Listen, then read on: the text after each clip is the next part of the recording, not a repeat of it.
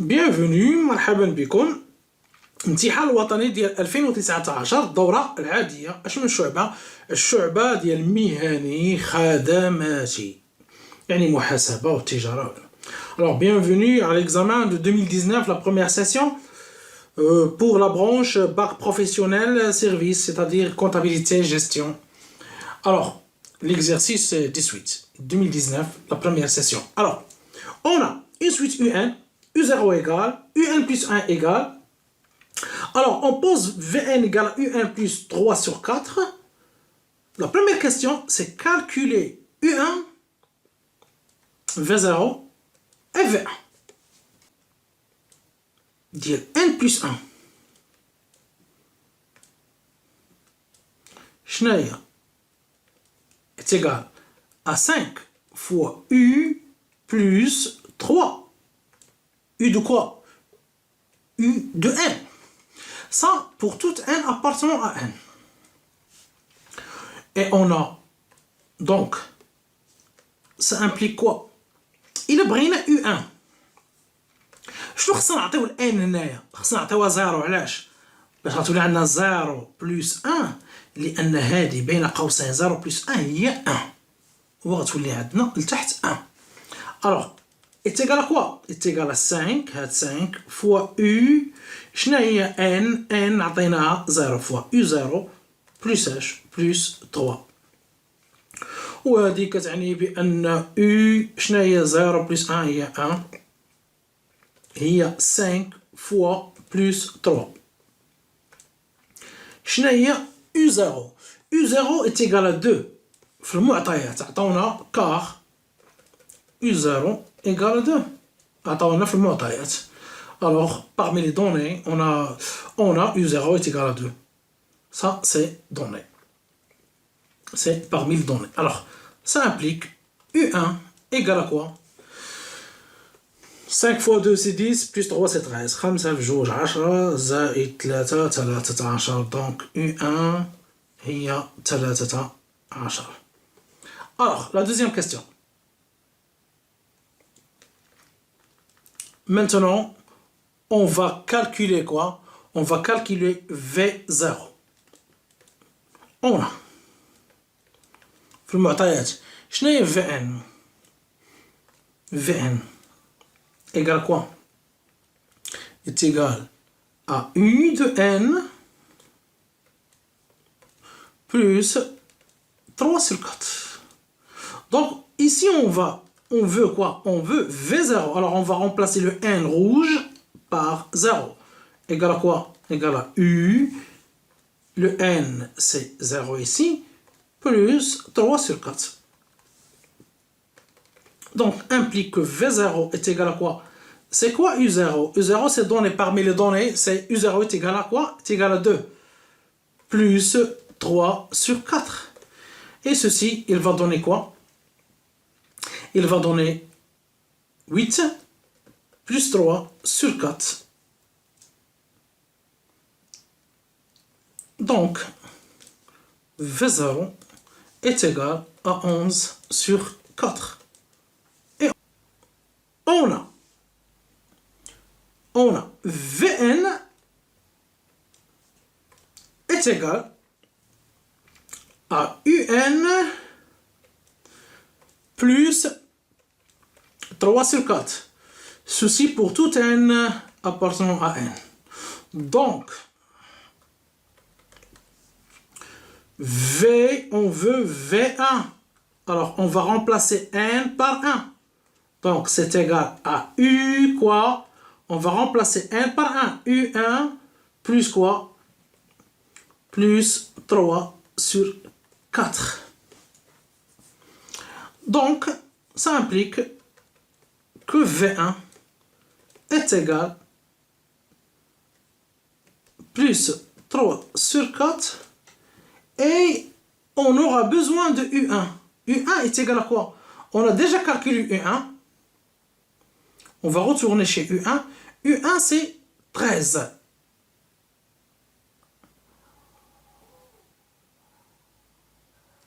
U1 c'est 13. Je vais faire par ici car U1 est égal à 13. Donc ceci implique que V1 est égal, alors 13 fois 4 plus 3 sur 4. Donc c'est 55 sur 4. Donc V1 est égal à 55 sur 4. Bon, la deuxième question. Cette deuxième question. Montrez que Vn est une suite géométrique de raison 5. نبداو بالوسخ. مناش غنطلق من Vn زائد 1 وفي الاخر غنبين باش بان كتساوي اش لا ريزون اللي هي 5 يعني غنعمل بها في الاخر فاش في Vn. لاحظوا هنا Vn زائد 1 ولكن هنايا Vn. اذا خصني نتوصل لهادي يعني في الاخر غادي نعمل ب5. رجعوا لورقه التحرير. اون Vn égale à Un plus 3 sur 4. On va faire des couleurs. Vn est égal à Un plus 3 sur 4. Avec n appartenant à n. Maintenant, on veut V indice n plus 1.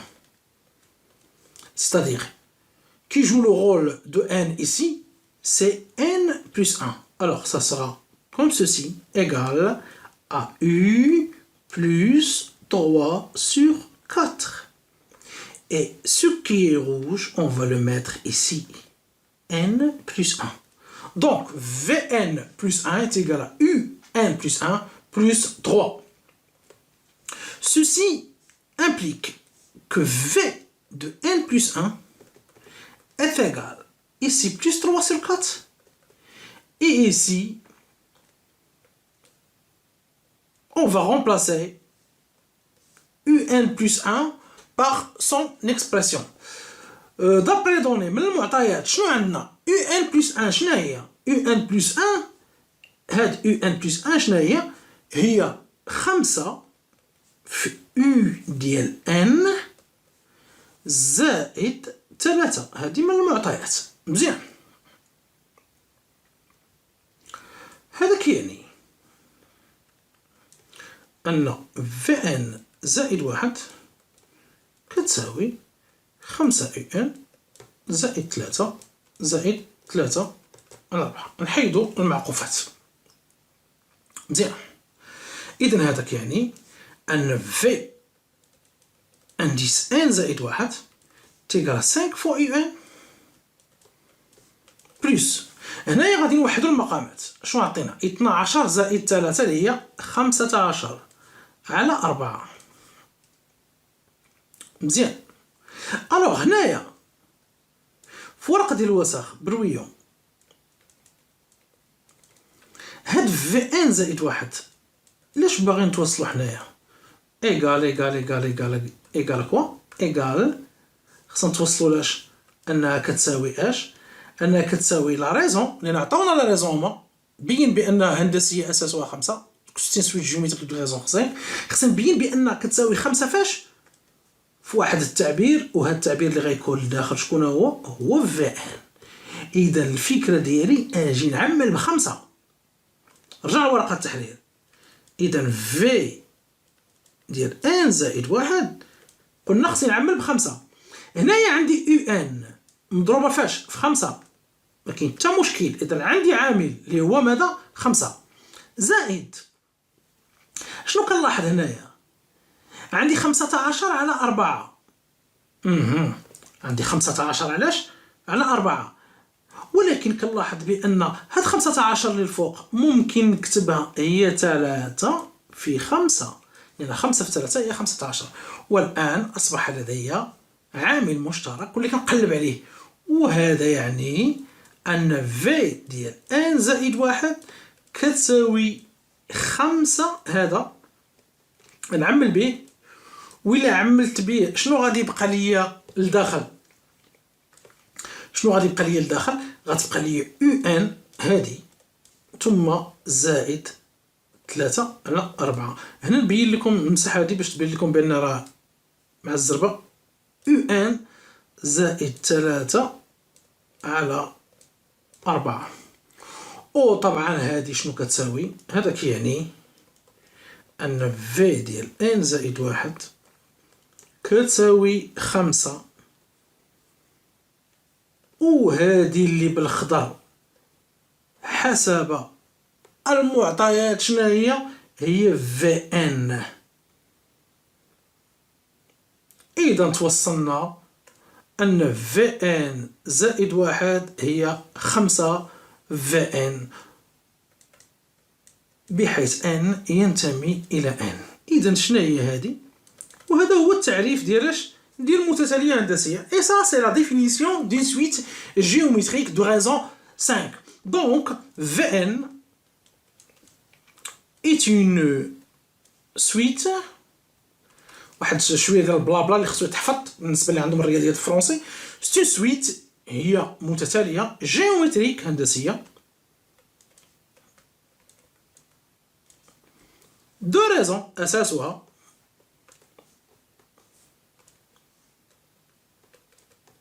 دو ريزون. شكون هاد 5 هادي؟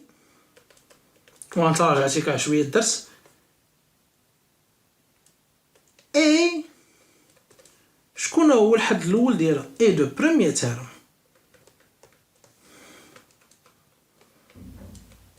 و البروميير تيرم ديالها كنا حسبناه شكون هو في صفر.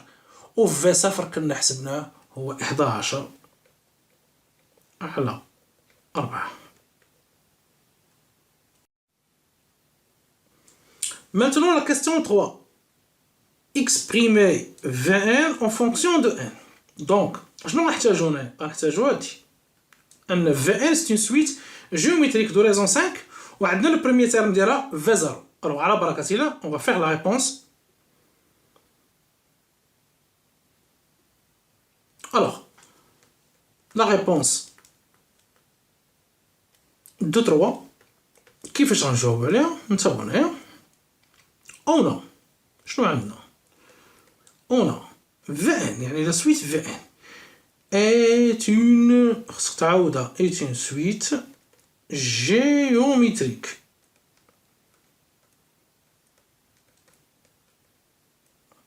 de raison h de raison 5. هادشي منين؟ من السؤال الثاني. اي دو بروميير تيرم. شنو البروميير تيرم ديالو؟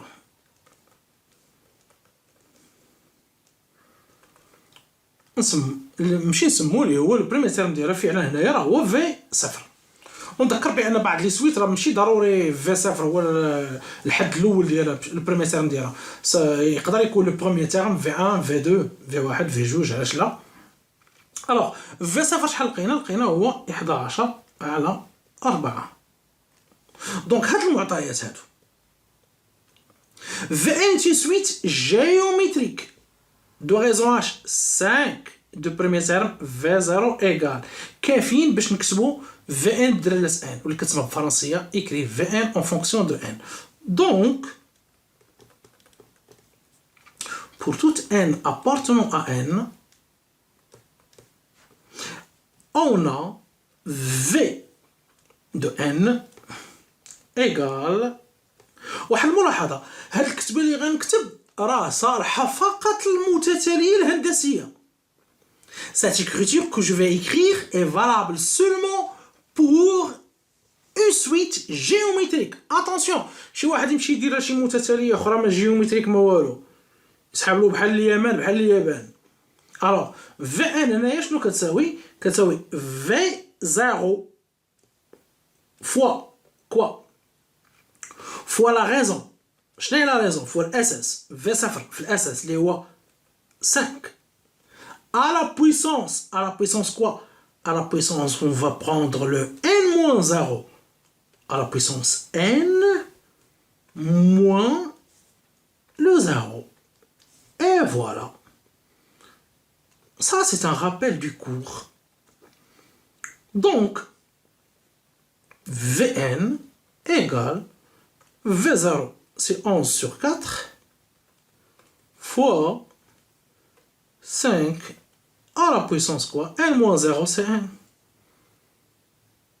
Et voilà notre Vn en fonction de n. Et n'oubliez pas d'écrire ici avec n appartenant à n. Alors, السؤال الرابع. On déduire استنتج. هي استنتج. راه بحال الرياضيات بالعربية بحال الفرنسي، راه ما كاين حتى شي حاجة، ماشي شي فرونسي يعني ديال موليار ولا. On déduire que pour toute n من أجل أي n مهما يكون n ينتمي إلى n، فإن un كتساوي 1 على 4 فاش في 11 في 5 أس n ناقص 3. إذا كيفاش غادي نبينو على هادي؟ يعني ملي عندما نقول استنتج يعني غنستعمل الأسئلة السابقة، من بين السؤال اللي غيعطينا الجواب هي هادي Vn en fonction de n. وشكون آخر غيعطينا الجواب؟ أو عاوتاني السؤال الآخر، عندنا في المعطيات عندنا علاقة ما بين Vn و un. أجي نشوفو كيفاش غنديروها في الحل. La question numéro 4. Qu'est-ce qu'on a? On a في المعطيات on a Vn égale à quoi? Égale à un plus 3 sur 4 pour tout n appartenant à n. Et on a quoi? Et on a trouvé que Vn est égal à quoi? On a trouvé que Vn est égal à 11 sur 4 fois 5 à la puissance n pour tout n appartenant à n. Ceci من أي سؤال de la question 3. إذن هذا شنو كيعني؟ هذا كيعني بأن هاد un الخضراء هادي شنو كتساوي؟ هاد un غنخليها بلاصتها وغندي 3 على 4 للجهة الأخرى، غتولي عندي Vn ناقص 3 على 4، لأن إلا دوزت 3 على 4 للجهة الأخرى غادي نبدل الإشارة. Donc je vais déplacer plus 3 sur 4 de l'autre côté, je dois changer de signe. Alors Vn moins 3 sur 4 est égal à un. واللي نقدر نكتبها هي un شنو كتساوي؟ بحال نفس الكتابة، هي Vn ناقص 3 على 4. بيان. وهادي شنو غتعطيني؟ أن un هي هنايا عندي ناقص 3 على 4 وهنايا Vn. ألوغ هنايا غنعوض Vn باش بالكتابة اللي كنا لقينا ديالها، ها هي Vn هي 11 على 4 في 5 أس n. إذا Vn باش نعوضها هي 11 على 4 في 5 أس n، وذلك من السؤال السابق اللي هو 3. إذا شنو غتعطيني هنايا؟ أن un صافي. دابا الألوان درناهم باش الشرح، دابا نكتبو عادي. ألوغ هنايا في الجواب عطاونا معملة بواحد على 4. شوف كيفاش غنكتبها. نقدر نكتب هنايا عندي 11 في 5 أس n وعندك 4 لتحت، وهاد 4 شنو هي؟ اللي لتحت تقدر تكتبها هي 1 على 4 ضرب 1 على 4 ثم ناقص ثم ناقص 3 على 4. 3 على 4 ممكن تكتبها شنو هي؟ هي 1 على 4 ضرب 3. وهادشي غير ديال الإعدادي، هادشي الكسور ديال الإعدادي. إذا هنا عندك عامل مشترك، شكون هو؟ هو اللي باللون الأحمر. إذا هذا كيعني أن un كتساوي إذا هاد 1/4 نعملو به 1/4 عامل. وشنو غادي يبقى باش ندير لكم الألوان؟ شنو غادي يبقى؟ غادي يبقى 11 في 5 أس إن وناقص 3. وهادشي اللي بغينا نبرهنو عليه ونزيدو نكتبو بحيث ان ينتمي الى ان. Maintenant la question numéro 5 السؤال الخامس calculer limite ديال U ان. الوغ شنو غنستعملو هنايا؟ غنستعملو السؤال السابق باش يمكننا نحسبو لا ليميت ديال U ان. بيان اجي نشوفو كيفاش غنجاوبو عليها. Alors, c'est la question numéro 5. Numéro 5. Alors, réponse. On a de la question H4 UN égale à 1 sur 4 fois 11 fois 5 à la puissance n moins 3. Voilà. Avec n appartenant à n. Et on veut calculer sa limite. La limite de UN. Bien. On va passer au brouillon.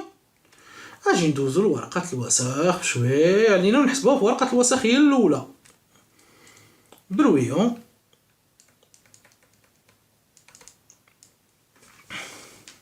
عندنا 5 كبر قطعا من 1. شنو كيعني؟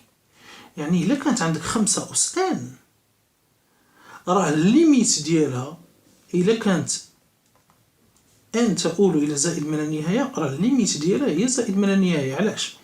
لأن الدخلانية أكبر قطعا من 1. إلا كانت أكبر قطعا من 1 فأس ان بحيث ان ينتمي إلى ان. حنا كنتكلمو على ان ينتمي إلى ان وهذه من الدرس. علاش؟ يقول لك بأن الليميت ديال كيو أس ان ان تؤول إلى زائد ما لا نهاية راه هي ماذا؟ زائد ما لا نهاية إلا كانتاش كيو أكبر قطعا من 1. إلا كانت عندنا 5 أس ان تؤول إلى زائد ما لا نهاية. ألوغ 5 أس ان ها هي 5 أس ان تؤول إلى زائد ما لا نهاية وضربناها في 11 وراه غتبقى زائد ما لا نهاية. نقصنا منها 3 سيدي غتبقى زائد ما لا نهاية وضربتيها في 1/4 عدد موجب غتبقى زائد ما لا نهاية. علاش؟ في الوساخ عندي الحق. هذه الحمراء تؤول إلى زائد ما لا نهاية ضربتيها في 11 ونقصتي منها 3 وضربتيها في 1/4. طبعا هذه شنو غتعطيك؟ 11 في زائد ما لا نهاية زائد ما لا نهاية قصتي منها 3 غتبقى زائد ما لا نهاية في 1/4. هاد 1/4 موجب قطعا إذا غيعطيك زائد ما لا نهاية. إذا أجي نرجعو لورقة التحرير ونشوفو أشنو غادي نكتب. غنكتب دونك ليميت ديال U ان n tend vers plus l'infini مباشرة est égal à plus l'infini. ولكن غنكتب كار لأن واللي كيتبعوا الفيديوهات ديال النهايات عارفين ديك لأن لاش كتصلح كار 5 pardon car 5 supérieur strictement à 1 أكبر قطعا من 1. هذا يعني أن الليميت ديال 5 à la puissance n tend vers plus l'infini هي plus l'infini. وهذه هي اللي استعملناها. يكفي هذا التبرير لأن زائد لا نهاية ضربتها في 11 زائد لا نهاية نقصتي منها 3 زائد لا نهاية ضربتها في 1/4 زائد لا نهاية. إذا الجواب ديالنا ديال ليميت ديال U ان هي زائد ما لا نهاية. Maintenant la question numéro 6 c'est la dernière question et c'est la plus difficile. Alors, faites votre attention s'il vous plaît. هذا هو السؤال الصعب السادس. Est-ce que le nombre 1718 est un terme de la suite UN بالعربية؟ هل العدد 1718 هو حد للمتتالية UN؟ باش نبين واش هو حد ولا ماشي حد غنستعمل هادي. غنشوف واش كاين شي ان بحيث هذا التعبير هذا واش كاين شي ان ينتمي الى ان بحيث هذا التعبير هذا كيساوي هادي. واش كاين ولا لا؟ اجي نشوفوا كيفاش غنجاوبوا عليه. او نو U de n égale à 1 sur 4 fois 11 fois 5 à la puissance quoi? À la puissance n moins 3 pour toute n appartenant à n.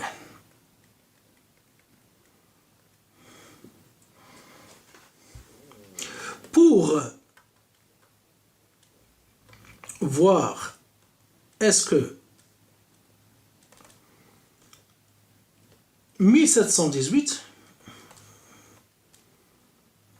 pour voir est-ce que 1718 est un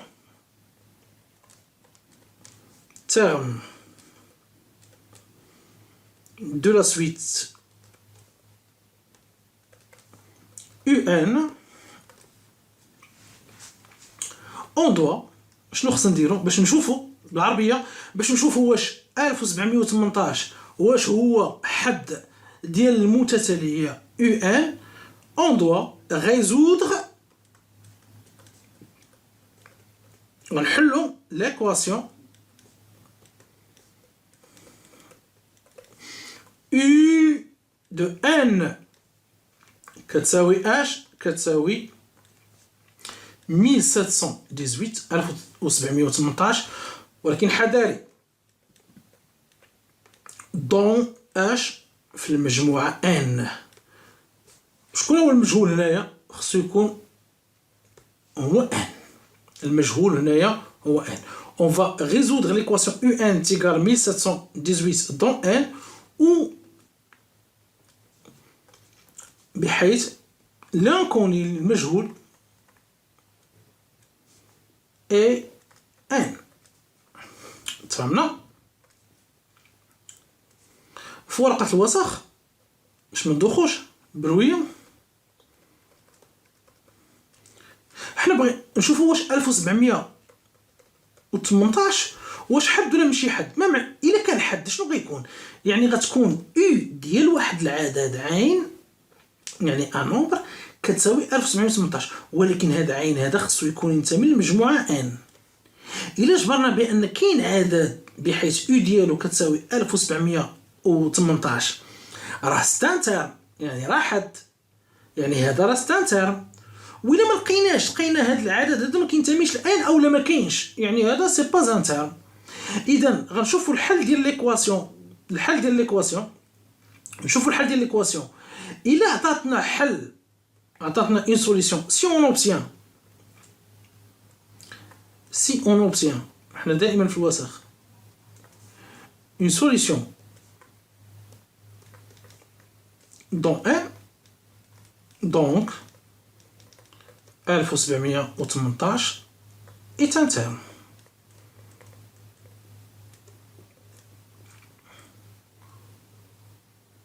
يعني لا سوليسيون هذاك ان اللي كنبحثوا عليه خصو يكون ينتمي لان. سي اون تروف با دو سوليسيون ما غنلقاوش حل.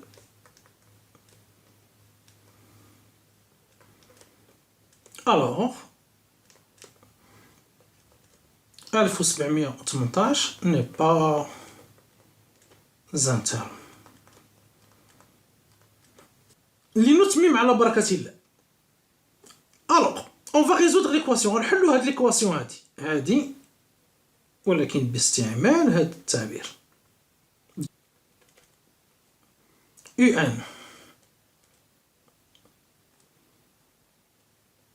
est égal 1718 signifie quoi؟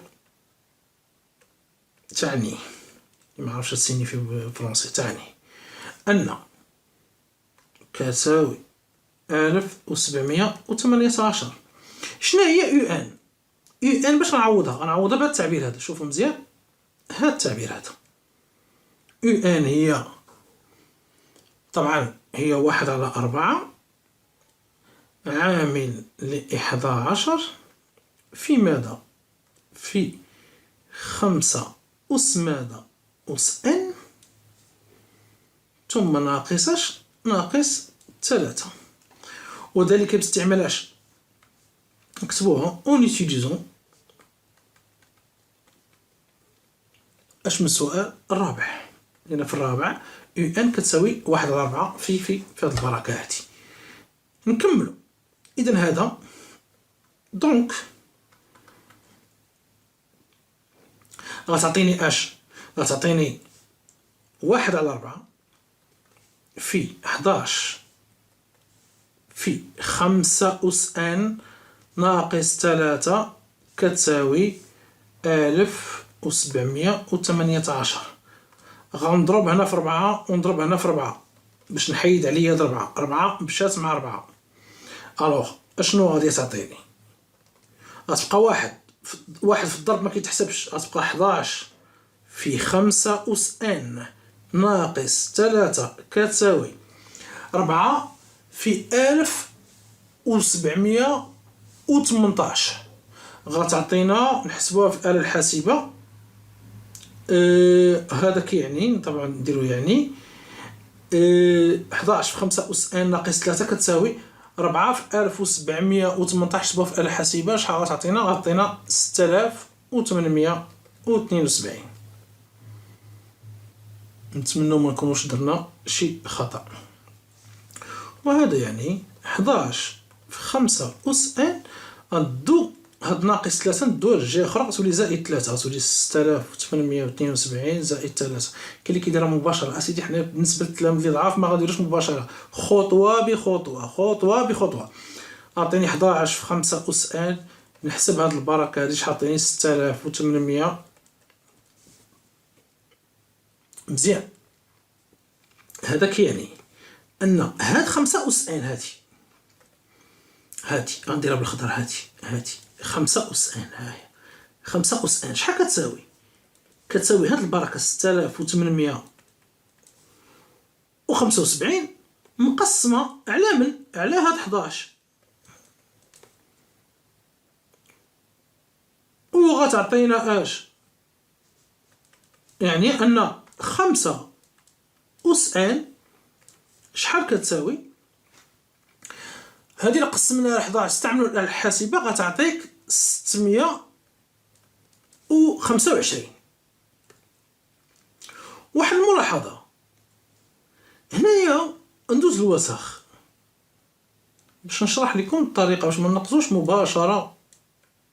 وكاين الأغلبية ما غيفهموش شنو غندير إلا درنا الوسخ غتفهموها. هاد 625 كتنتهي ب5. إذا تقبل القسم على 5. اش نشوفو قسمو على 5. إلا قسمناها على 5 شحال غتعطينا؟ يلا نقسمو على 5 نديرو بالآلة الحاسبة غتعطيك 125. إذا هاد 625 غتولي هي 125 في 5. وقسم هاد 125 على 5 شنو في 5 شنو غيعطيك؟ نخلي هاد 5 هادي غنديرها بلون أحمر هاهي في وهاد 125 شنو غتعطيك؟ 125 إلا قسمت على 5 غتعطيك 25. إذا 125 هي 25 في 5. إذا شنو ولات عندي؟ 5 في 5 هاد 5 الحمراء في هاد 5 غنديرها بلون صفر في و25 معروفة هي 5 في 5. إذا عندك 5 في 5 في 5 ضرب شحال من مرة؟ 4 مرات. إذا هي 5 أس 4. رجعوا لورقة التحرير. هذا يعني أن ماذا؟ أن 5 أس ان تساوي أس ماذا؟ أس 4. إذا هنايا اش كتبان لك ان شنو غتكون؟ ان هي 4، ولكن اجي نديرو ليها شي برهان. انتبهوا ما ديرهاش مباشرة، انا غنوريكم علاش. هنايا في هاد التمرين هذا ديال المتتاليات وانت كتقرا في الثانيه بكالوريا، اشنو باغيك هاد المصحح دير؟ هاد المصحح باغيك تستعمل اللوغاريتم، اما اللوغاريتم النيبيري او اللوغاريتم العشري. اش يستعملوا اللوغاريتم النيبيري؟ اذا الان ديال هاد العدد كتساوي الان ديال هاد العدد. عندي الحق ندخل الان لان 5 أس 4 اكبر قطعا من صفر. غتولي عندي هنايا 5 أس الان ديال 5 أس 4 كيساوي الان ديال 5 أس ان. كاين اللي كيتسائل يقول لك استاذ علاش دخلتي الان، علاش ما ديرهاش مباشره؟ انتم غتشوفوا علاش ما درتهاش مباشره. هذا كيعني من الخصائص الجبريه ديال الان، ان كتنزل، ان ينتمي الى ان الان ديال 5 كيساوي 4 غتنزل 4 الان ديال 5. وهذا كيعني طبعا ان عفوا نخلو لكم الالوان كتشرح مزيان. ان كتساوي 4 الان ديال 5 على ماذا؟ على هادي، على الان ديال 5. عندي الحق نقسم عليها. علاش؟ حيت الان ديال 5 راه كتخالف صفر، لان كاين عا واحد اللي الان ديالو كيساوي صفر، هو واحد. اذا شنو غتعطيني هنايا؟ اختزل بالان ديال 5 لانه يخالف صفر، وهذا يعني ان تساوي 4.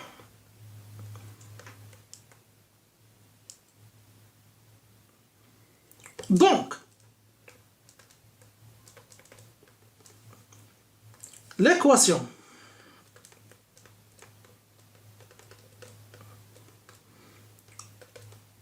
UN كتساوي 1718 a une solution واللي هي n كيساوي 4. وطبعا جبرنا بان كينتمي ل n. il a une solution dont n. donc conclusion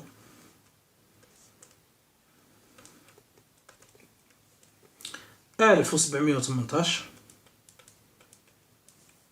est un terme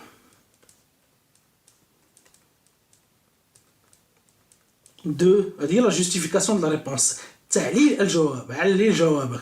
est un terme ديالاش de la suite UN car